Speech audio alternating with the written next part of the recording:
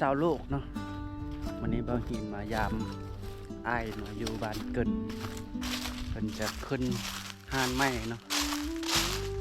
ไปเบิ่งอันนี้ลงไปเบิ่งกันข้างงัวเนาะเดี๋ยวไปเบิ่งกันว่างัวใหญ่หรืองัวน้อยงัวอยู่ทางฝากใดโอ้ฝากนั่นเดี๋ยวเนาะไปถ่ายให้เบิ่งเนาะเพิ่นข้างงัวครัวงัวเนาะบรรยากาศยามแรงนี่เนาะกับแคมหนองแบบนี้เนาะคักเด้อเพิ่นลบงัวอยู่ทางนั้นเนาะนี่ก็เป็นหนองแห้งหนองบกเลย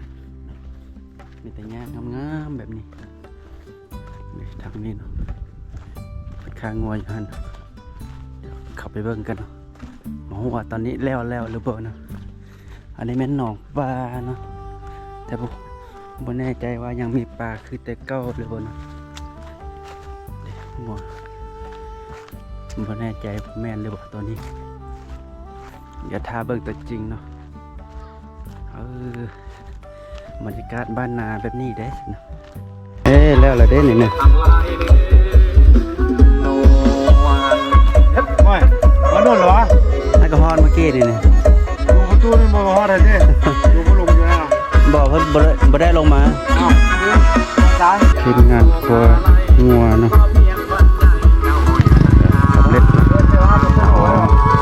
ตอนที่แล้วนะขึ้นไปถึงข้างในนะกับกระดูกมี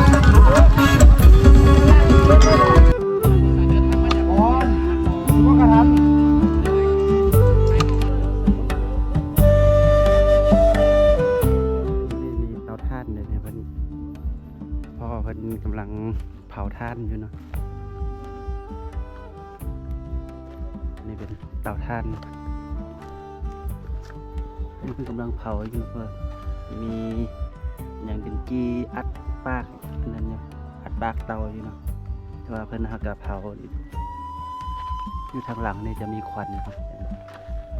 อันนี้ควันออกน้อยนึงทางหลังควันออก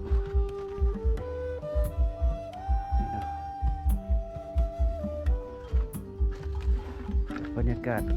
บ้านนาแบบนี้โอ้คักเนี่ยเป็นทุ่งเลยนะกว้างเลยนะอยู่แคมป์หนองแบบนี้คักนะบรรยากาศเหมาะแก่การนั่งลมชมวิวนะ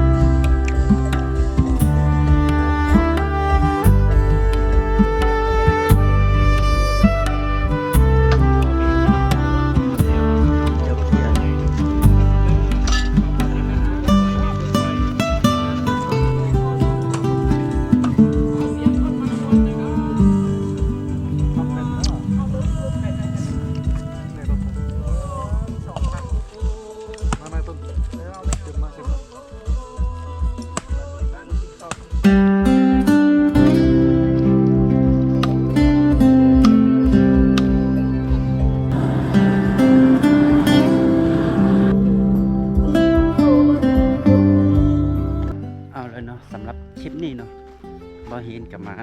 พามาชมบรรยากาศเพิ่นมาฆ่างัวเนาะเพิ่นฆ่างัวเพื่อเกี่ยมขึ้นเฮือนไม้หรือว่าห้านไม้ของอ้ายเพิ่นเนาะก็จะประมาณนี้แหละเนาะก็จะขอลาจบเพียงเท่านี้แล้วพบกันใหม่ในคลิปต่อไปนะ